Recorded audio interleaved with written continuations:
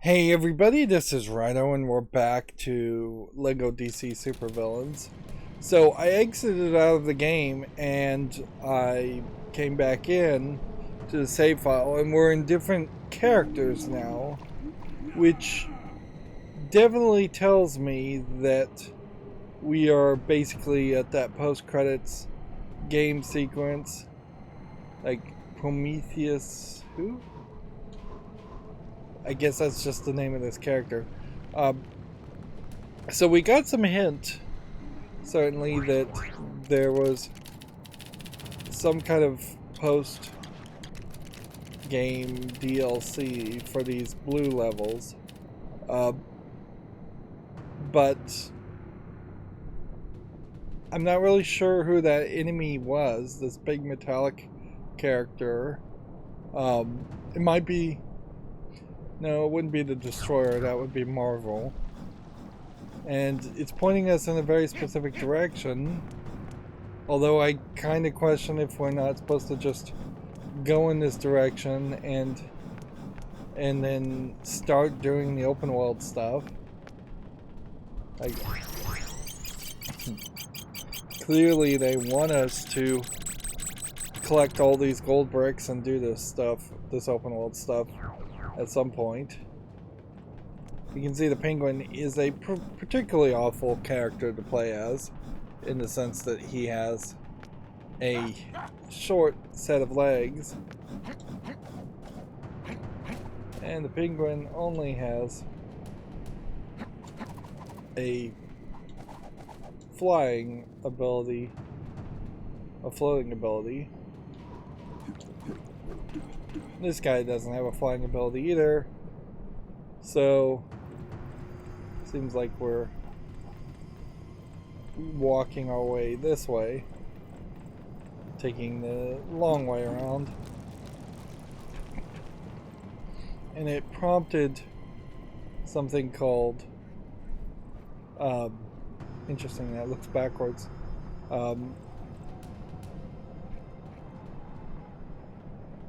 something labeled Granny Goodness's Orphanage. Granny Goodness being one of Apocalypse's subordinates. That ladder just ends abruptly.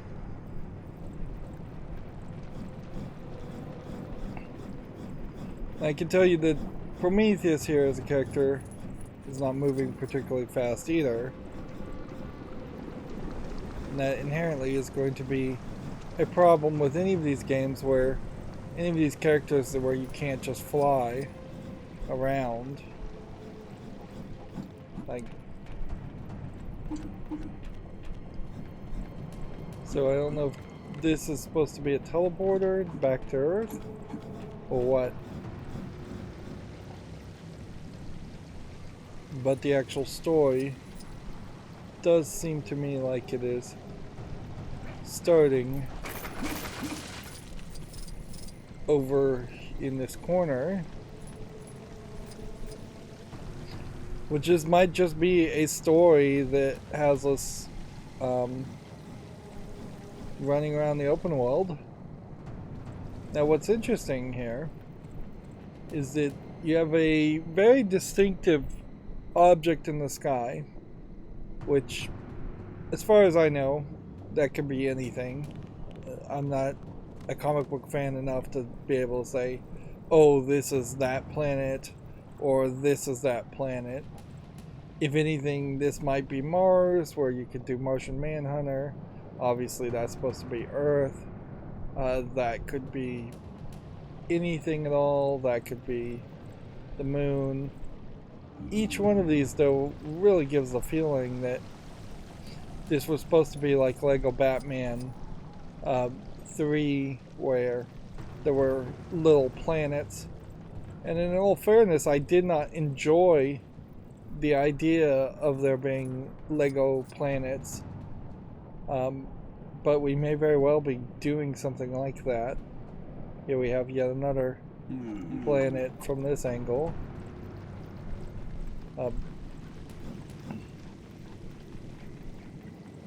You can't go all the way around.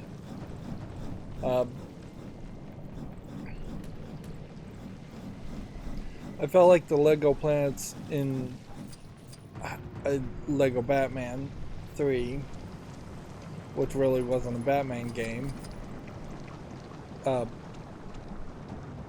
really were just excuses to add more races and open-ended areas. So we see 1, 2, 3, and then maybe a 4th and 5th if we consider this nebula here as being a separate thing from this moon location. So if we look at the levels, you have 1, 2, 3, 4, 5. So it is very possible that each one of these is going to end up taking us to a different planet. Let's just find out.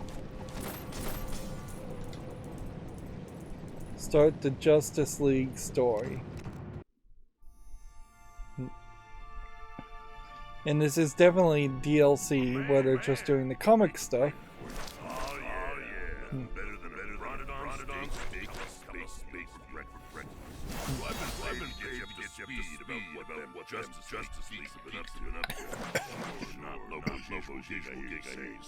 And sure, heads. But even an intergalactic stud of a biker like me got a big bill. Find a serious takeover of creds. If I'm right, then Justice just got back to this space tower. And you're all like, but Lobo, where have they been? Why have we been playing with bad guys? Where's our main Batman? Well, they've been doing time and apocalypse, which sounds sweet.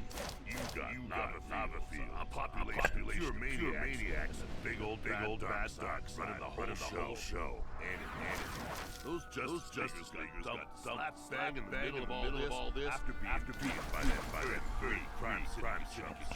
Bats, Vision, and the space ring. Ended up Granny goodness is bullshit. You thinking that sounds like a pretty nice place to hang out. Sipping milky cookies. Wrong. That old bag is straight up hard as Granny. So them Justice boys, well, they wait, and they see nothing but pretty patterns. And you say, Lobo, maybe old Granny gone soft about the ill sweaters. Wrong again, sunshine.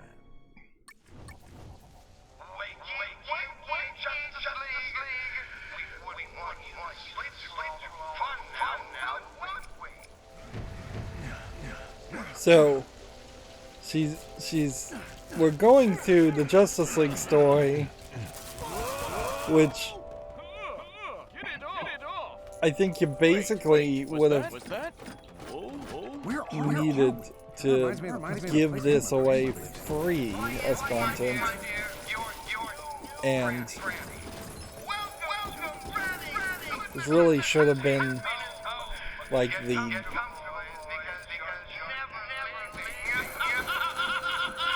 kind of levels that I was talking about in the last episode. It would have made so much sense, even in the Lego DC Supervillains design, to have us do these levels where we play as the heroes every now and then. And what's weird about this is that this feels like this is going to be a level that is much closer to a standard Lego level, which makes me assume that this is probably levels that were designed by a different team than the main team involved here. Yep, and I don't think I'm gonna be able to break this, so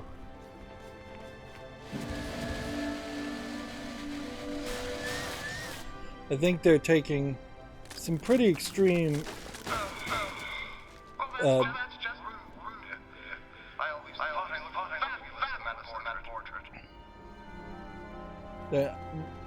I think they're making some pretty extreme differences from what Granny Goodness really would have been represented as in any comic book. in this case. Oops. Let's do that again. And find the thing we are actually supposed to blow up, which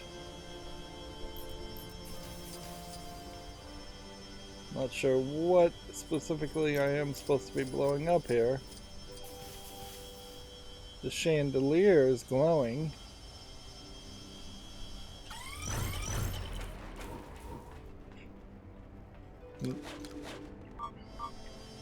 If anything, this is already more of a puzzle than any of the other level we've seen. There's like an assistive chair on this ladder, and I assume that's what I'm supposed to be doing, is figuring out some way to get this. This is also shining, so maybe we're supposed to blow that up. Nope.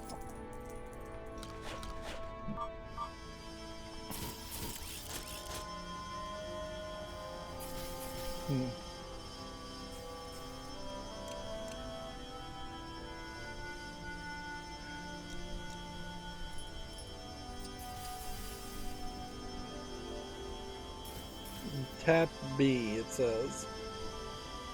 Let's get back to that prompt.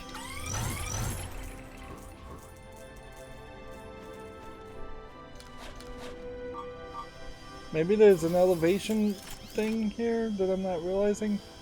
Let's see. Right stick, left click, right click, left trigger, left bump, right bump.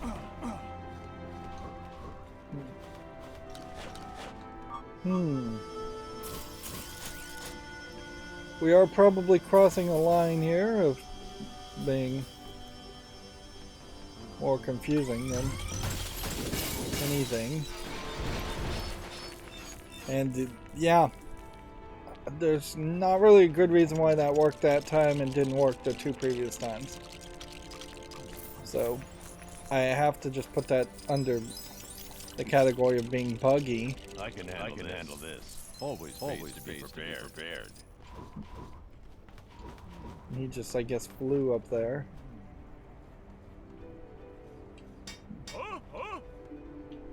So Aquaman does not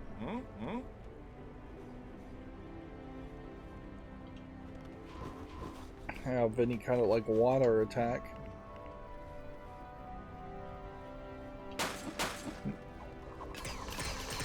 And so then we have Batman doing a ricochet shot.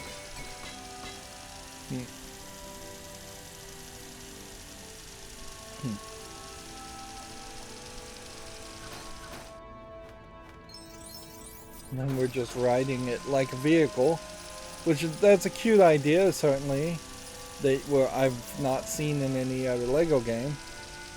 But we can see, as far as just like the amount of studs, that there's probably a lot going on here, and it's interesting that they introduced rope so quickly.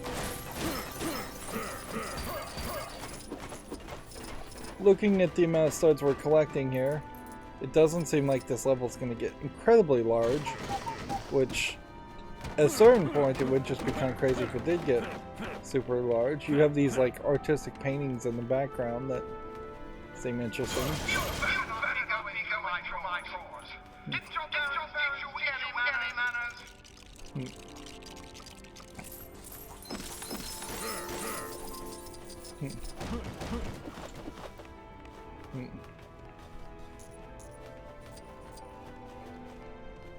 Let's see.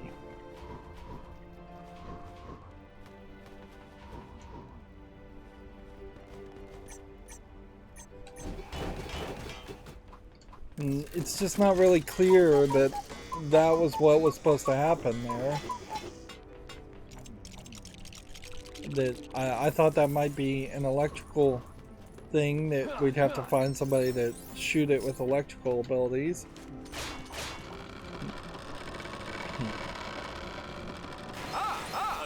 Garbage chute. This could get out of here. It might not smell great, but let's face it. This whole place stinks.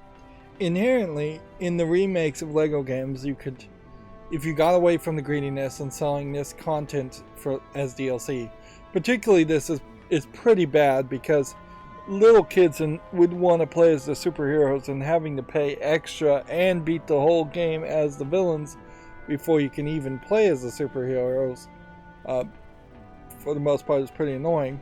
Whereas my suggestion, I think, is better, but of course it's my idea, so I would think it's better, where the custom character was a double agent, and they just said that right at the beginning, and then you would have the custom character sneak away and do a mission with the heroes, and then sneak back into the group of the supervillains and do a mission with the supervillains, bouncing between two of it. You still would need considerably fewer characters. There's just too many of them.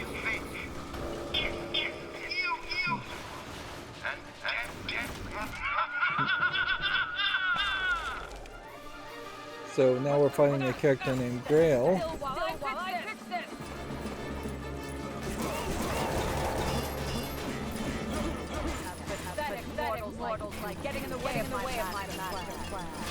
I'll just break a bunch of Lego dishes, it looks like.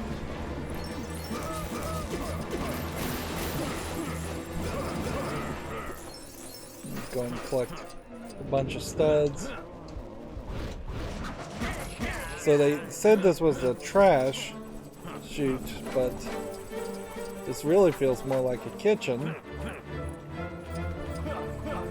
But interestingly, I'm having to struggle to try and to get this blue stud, which is probably not what I'm supposed to be doing. I'm probably supposed to just be focusing in on the Grail character when she gets spun around and confused. I find you.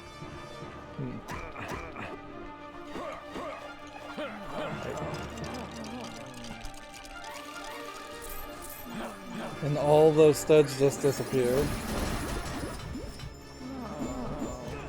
Now this is probably our final blow. Using a frying pan on her head. But not impressive enough. Your lips and hair.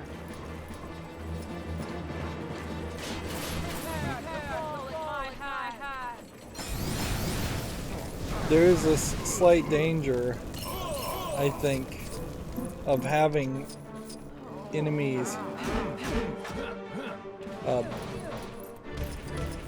break things and summon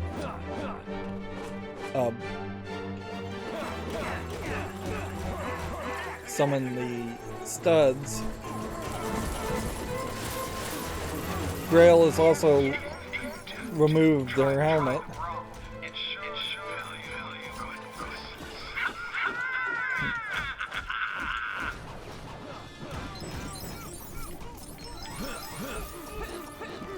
So there we defeated her. Once the justice really ticked off Grail, she only goes and loses it. I mean, she's a real Went off, and Dave, I've only bats.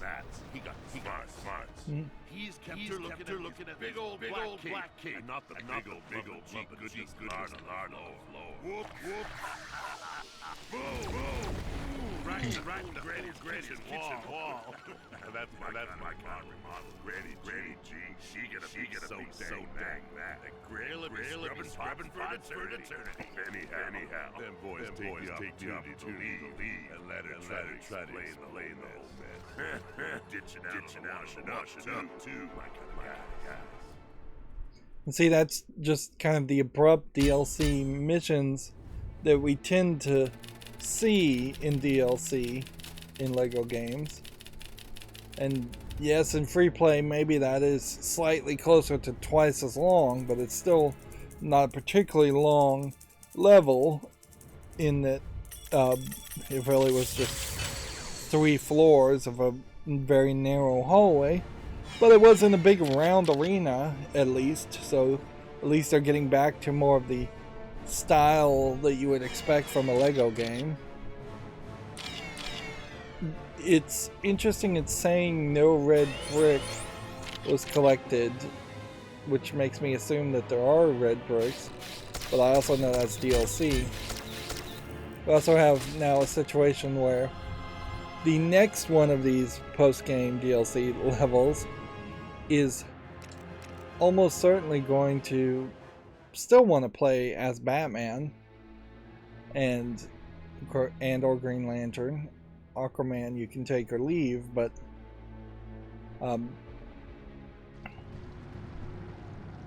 yeah, you're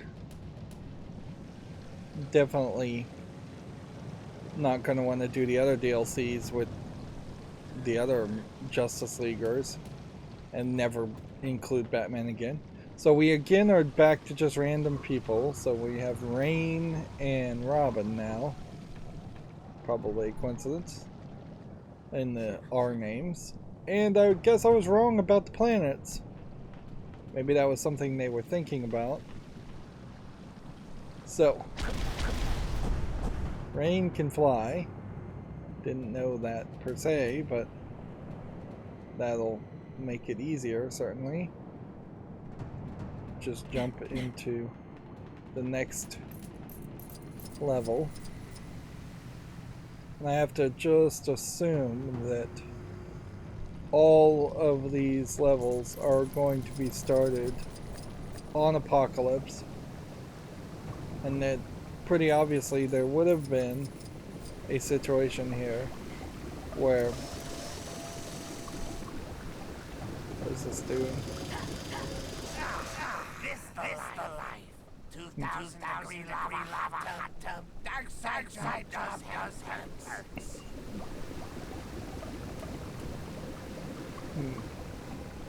So that's just an open world thing.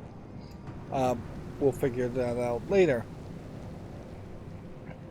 Yeah, I definitely see a scenario where they would have just said we're not going to have Apocalypse at all, and then the whole open world map would have just been the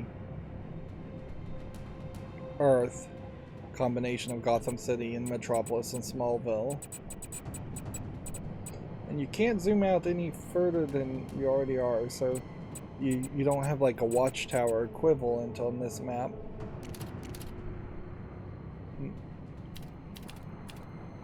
And I assume each one of these stories are very possibly villains DLC stories that are on Earth.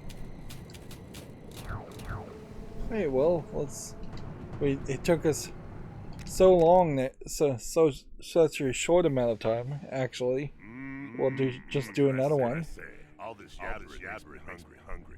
I like I really have no idea about Lobo. He's a character you see, but I've never heard anybody talk about any of his stories. Enough about Batman. I think he's kind of more of a joke character, the Daredevil equivalent to in DC. Up to these two. They didn't end up orphanage. Nah, they got shipped to the hottest town. Yeah. Fire pit plan. Man, I love the toxic smell of fire. They definitely are trying very hard to make this more kid-friendly, considering how Apocalypse really is just a hell equivalent. And it also plays on the idea of kind of like the Hellraiser concept, in which you're tortured so much that you start to like it and end up joining with the bad guys. Time to get up already? Hey, what gives? Flash? You all right? Which I guess technically, through a bunch of acquisitions, DC may own the Hellraiser comics. Soups, is that you? Man, you don't look so good. Thanks, Cyborg. I'm okay. Just feeling a little weak. Your Bedside manner little work, Phil. Don't worry, man. We'll get you out of there somehow. But I guess even if DC did own the Hellraiser comics, it's just far too violent and dark of a story to try to integrate into the main DC universe, particularly in a kid's game.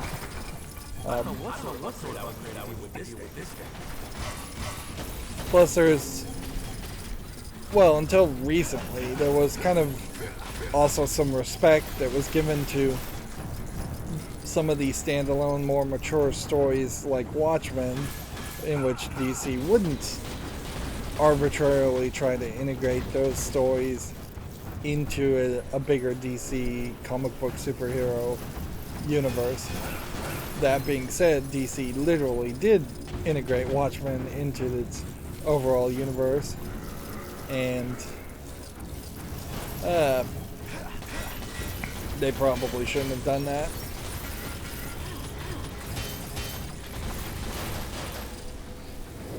I have no idea why I just got flung back so far.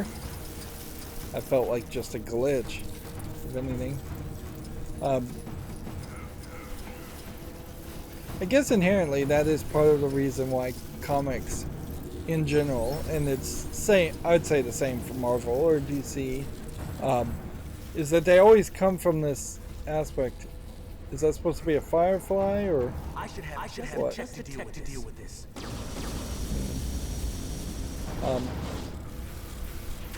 Comics always came from the idea that they were supposed to be for kids and very disposable and not very respected. And when you come from that starting concept, it really has to become a special effort for any comic book writer or animator to put a lot of effort into it to make a masterpiece, some piece of art or story that lasts a long amount of time and actually matters and isn't just a very arbitrary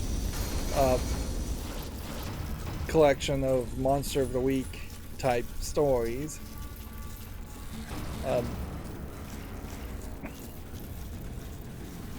And since you have an entire culture and industry built around the idea of comic books just being these kid stories that are disposable, you immediately set up this system in which everything is disposable.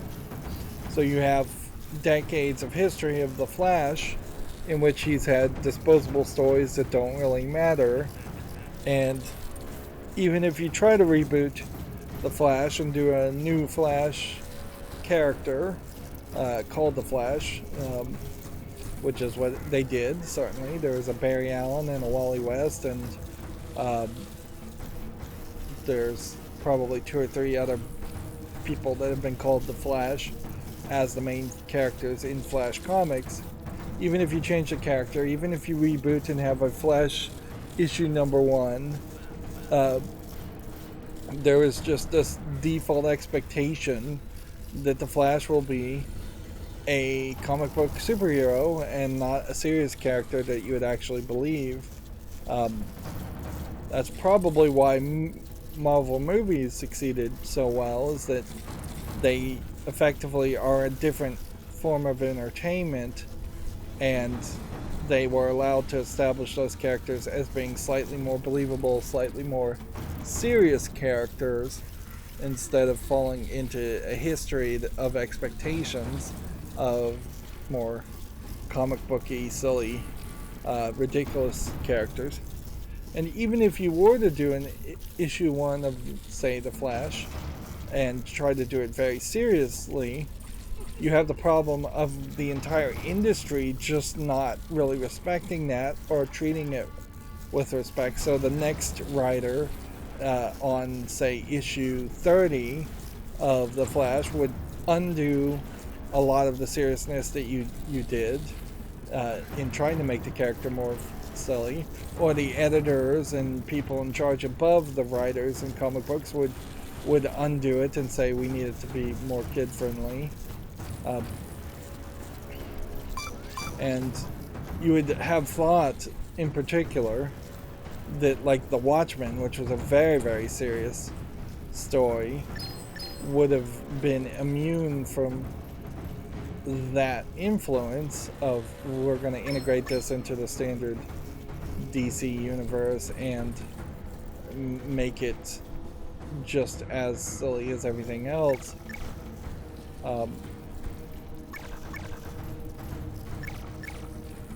Interesting. So this is toggling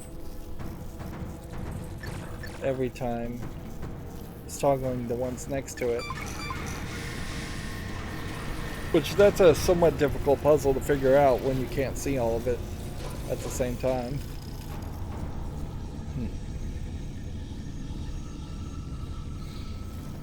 And in all fairness, I wouldn't even say that when they integrated the Watchmen characters into, I think it was called the Doomsday Clock series storyline, I don't feel like that got that silly, but inherently the DC universe will get silly. It will get more like teen, whereas at the very least I'd say the Watchmen characters are in for mature.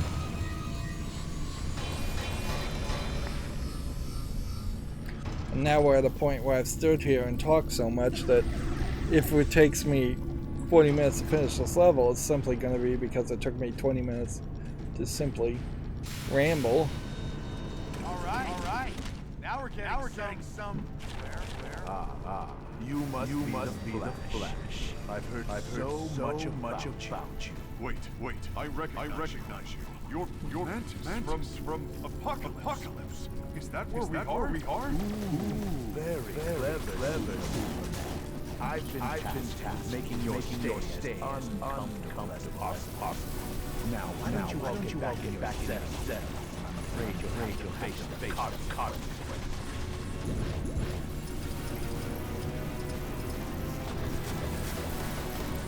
Arguably, they don't throw enough enemies at you for these conversations to happen, or they don't have enough conversations while we're doing nothing else, so it went somewhat quiet there. And I have to question whether Cyborg, as a character, even has a voice actor, because he's not saying a lot of lines of dialogue.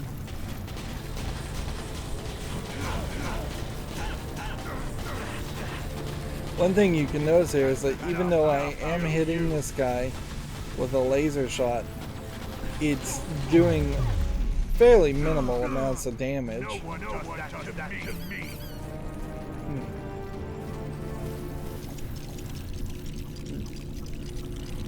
There's definitely something to this play style and the way that these levels go that I enjoy, in the sense that it's like, instead of it being a standard game where here's a boss and you have to get their health all the way down, sometimes they say, hey, let's do something more Lego-y, let's knock them in the fire and get some more Lego pieces.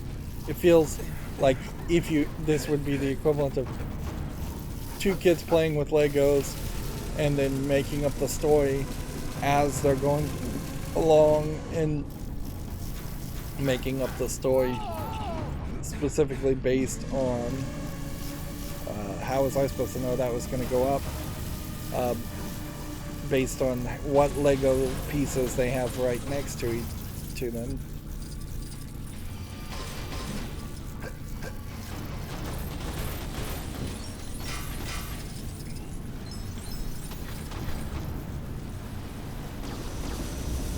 So we can destroy this.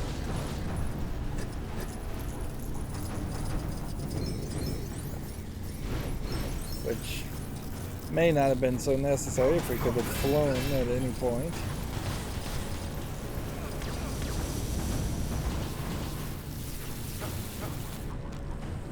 Probably needed him. And then do his whirlwind attack by holding B. Break that.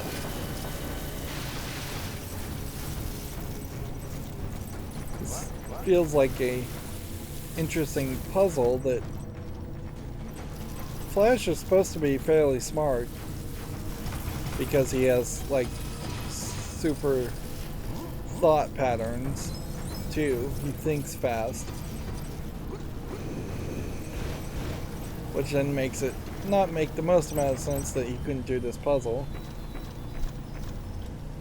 So are we doing a match the pieces?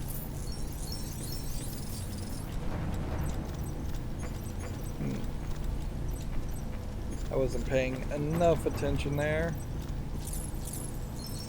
but I don't think it matters too much either. And just each solve is just tossing a ton of studs on you, which definitely implies that there should have been more gameplay. There seemingly are just no rules. Maybe in the old days there were some rules as far as when you break something in a Lego game, you should only get at most 1,000 studs would be a good limiting factor. Whereas now it definitely feels like you're much closer to 2,000 or 3,000 studs each time you break something. And very often they'll just throw some mini game at you that will give you multiple thousands of studs. I should have just to deal with this. You are in a weird catch-22 as these Lego games became bigger and bigger, in that you can have more objects on screen and more studs on screen even. But that may just make the games a little bit boring. One thing also I want to mention here before I forget it is that I did leave the game paused at one point for like 24 hours, and I noticed that the spinning animation at the bottom of these icons in this pause screen started to have a stuttering effect, like that looked a lot like the micro stutter. That being said, that's really nothing to complain about because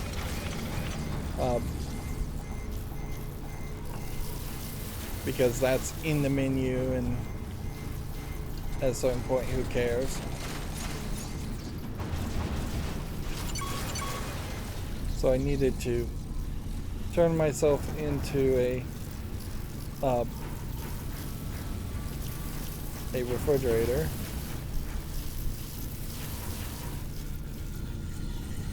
Now we need a vehicle, and I don't even know where we would find the vehicle.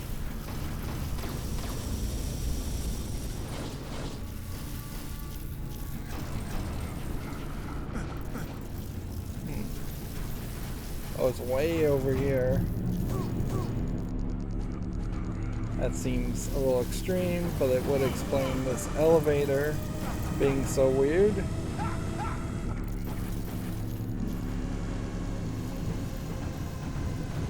But then this bridge is not really designed for that.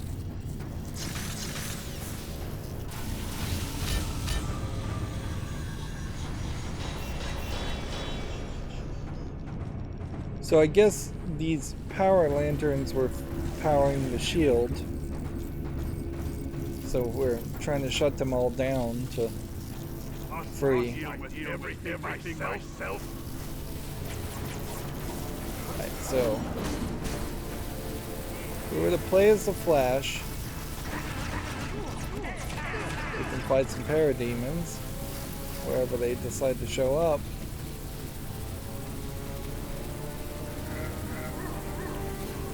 But it really doesn't feel like Flash can attack this guy, and doesn't feel like the other guy can attack this guy.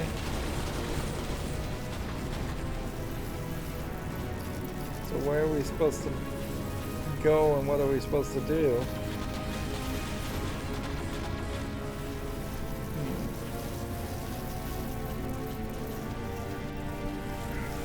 Yeah, it's indicating in the left there that there's a parademon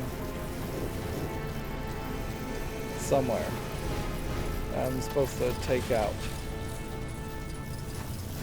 I have no idea where it is though. So let's just fly around to where we can figure out where it is. Inevitably, I suspect it's falling to its death over and over again.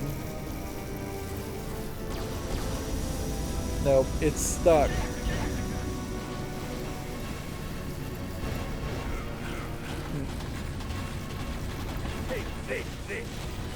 So there's just a lack of polish here. He's attacking me, so I can't attack him. And it's not until I start landing physical blows on him that I actually start to do damage.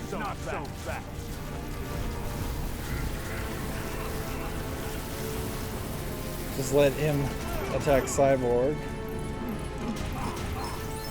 And then I just dropped like 2,000 studs. That's a lot of studs to drop on a death.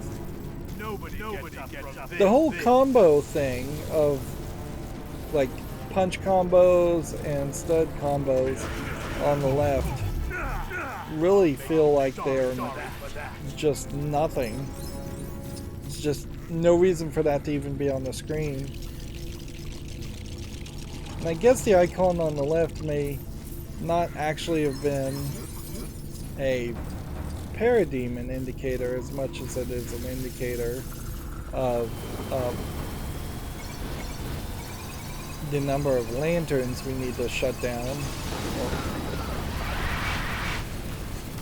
And noticeably here, it is also a case where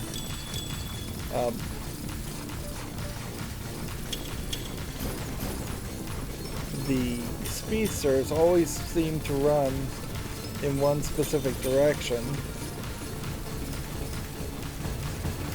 on the cosmic treadwheel, which a cosmic treadmill is a great example of what I was talking about in the case where if you want a serious Barry Allen Flash character, you have this long history of ridiculous concepts from decades previous, like the cosmic treadmill, that you have to still assume is going to pop up at some point. Looks like we're going to be doing a dancing mini game. We'll see how many times we have to follow the patterns.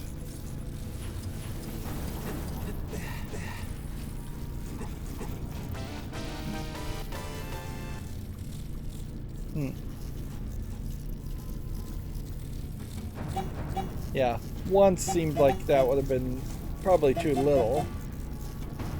Of course, if you're a really little kid and you just are not good at following and repeating and playing Simon, this is a great place where you could have a major difficulty spike for a very small selection of people.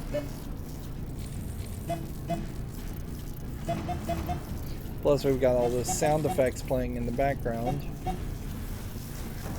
which would have been probably nicer if it had gone a little bit quieter.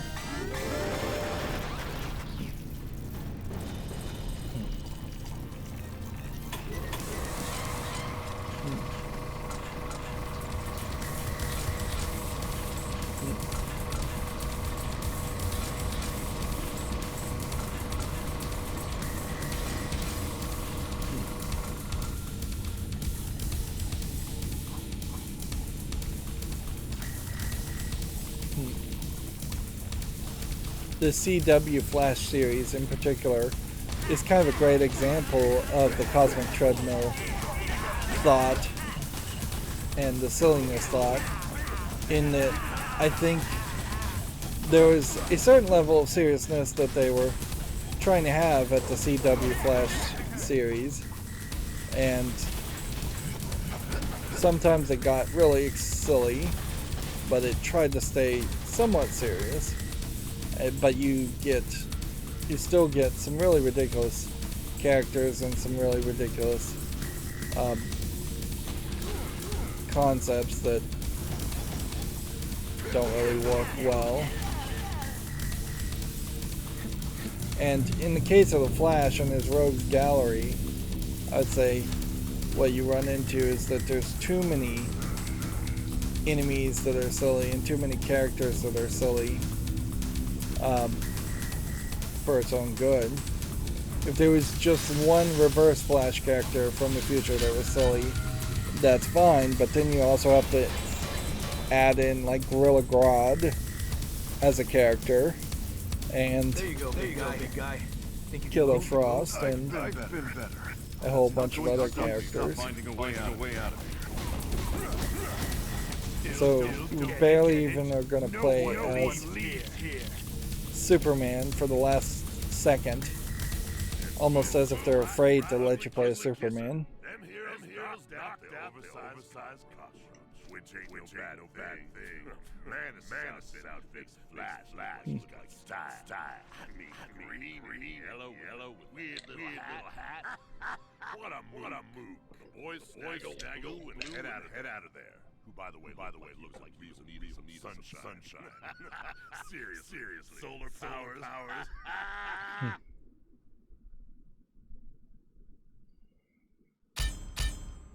So I assume that you'll just end up playing as Superman in another level to make up for the fact that you only get to play as him for a small section.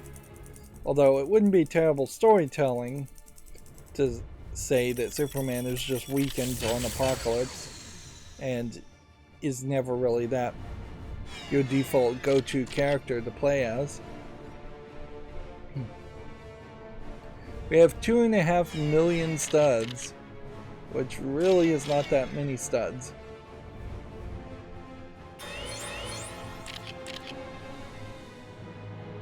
And I definitely want to see if I can play the open world sections and the red brick sections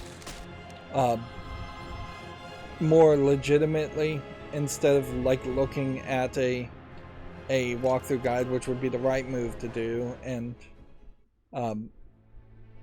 knowing specifically where's our score ×2 stud multiplier, or where's our stud ×2 multiplier, which I guess would be really what we're looking for. So now we're playing as Black Lightning and Harley Quinn.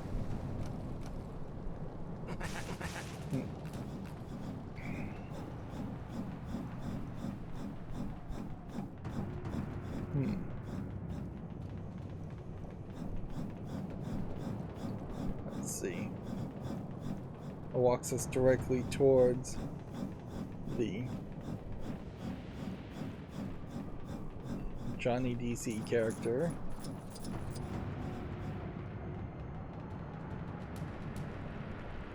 Black Lightning can fly though, so there's less reason. Image, glorious, Lord. I for one, very excited about this. Making these.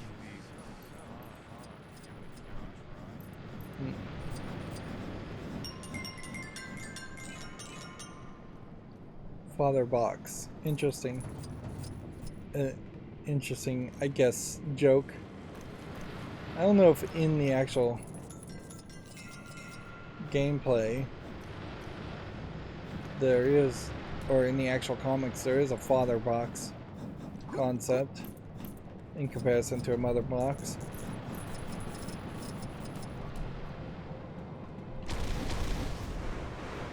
Oh man,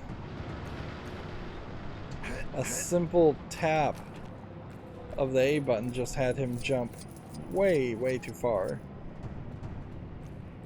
We definitely see that the Flash just like too far, and characters that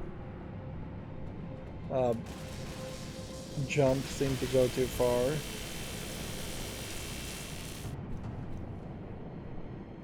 Lashina, big Barda. So it almost seems like you're just gonna go that way to fight people.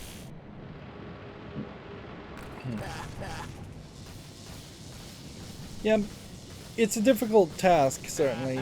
That's, I would say, to make Apocalypse look like anything at all, because you mostly have these giant red metallic looking backgrounds, dark textures, but then also you want it to be something. You want it to have distinct areas.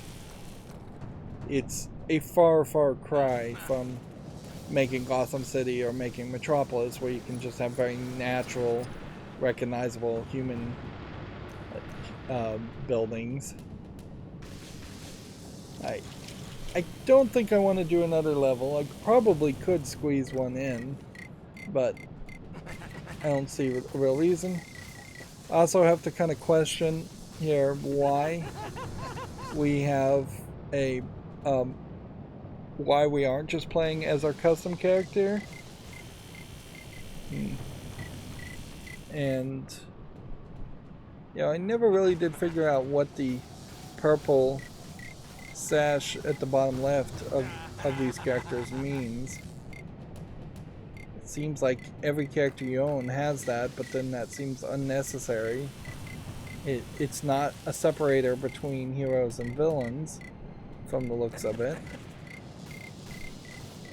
It's not a separator between DLC characters and non-DLC characters. Unless there was possibly a character I've just never played as. But I question that too, because I seriously doubt I've played as like Alfred from the Lego Movie 2.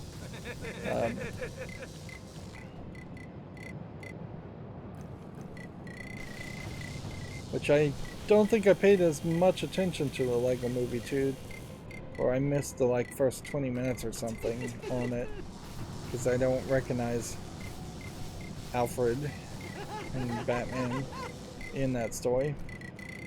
I probably just watched the movie and forgot it because it wasn't as memorable as the first one. We also still have a bunch of vehicles, which obviously the vehicles are just going to unlock when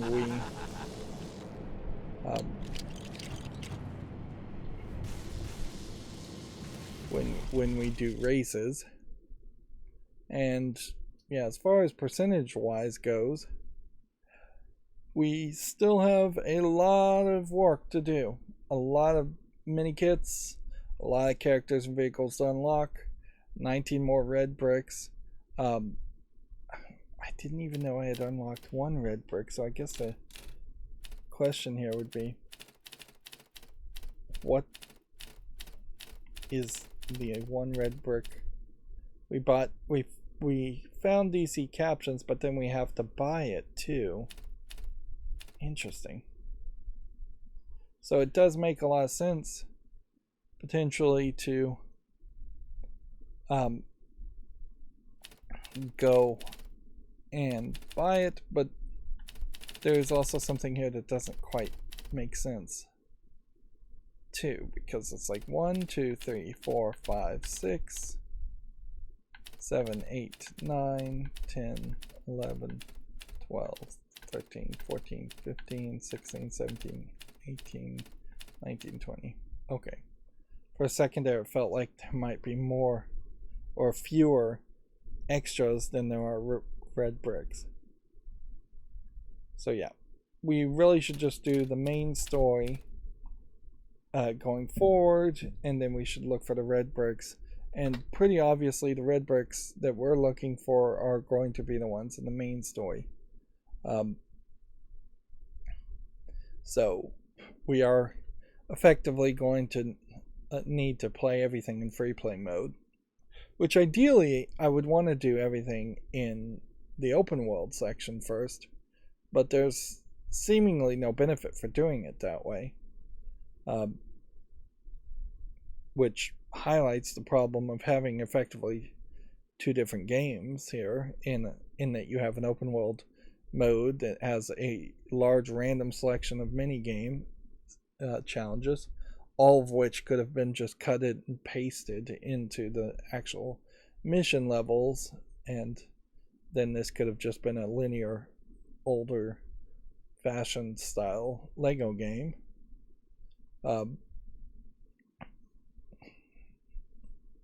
Yeah, I guess I'll just stop my thought there. Maybe that's a complete thought, and maybe it isn't. But yeah, the open world section doesn't feel like it's positioned in the right place or makes a lot of sense. It feels like if you were going to have open world sections, there probably should be some gatekeeping that just straight up forces players to collect a certain number of gold bricks in the open world to unlock the next mission, and that way you are forced to do the open world stuff at appropriate times, and that would be how they would balance the game and test the game, and it would make a lot more sense, hopefully, at that point. This game in particular already has a major problem of very few people getting as far as we have. If anything, I would say that the completion levels for this DLC seems to oddly be fairly high, since it is a post-credits setup, which probably means a lot of kids in particular did want to play as the superheroes, even in the Lego DC supervillains. Like, I could see a different version of this game in particular where you always played as the Justice League and you just were going against supervillains, and that there was a bunch of really small, we're going to capture Harley Quinn in this mission, we're going to capture the Joker in this mission, we're going to capture Apocalypse in this mission. Yeah, I could see it have been like that, and then you would see all the supervillains, but you really wouldn't play as any of them to begin with. Alright, well, that's going to be it for this recording. As always, I ask you to like, share, subscribe, comment, and watch every second of my videos. If you want to support me further, there's social media and support links down below in the description box. Thank you for watching. Have a good evening.